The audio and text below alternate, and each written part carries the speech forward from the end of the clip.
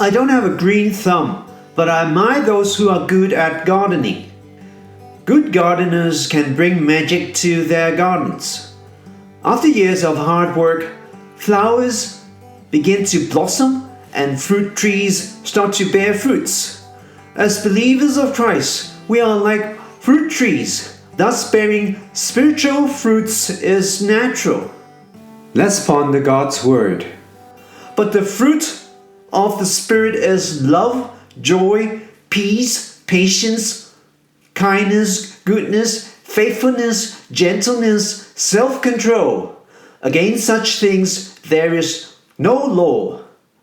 Let's pose a question to God. Lord, which kind of spiritual fruit do you want me to bear? Let's practice what you learned. Submit to the prompting of the Holy Spirit is a means to bear spiritual fruits. Let's proclaim to others about your experiential knowledge. As you could bear the fruit of God's Spirit, thank God in the presence of other believers.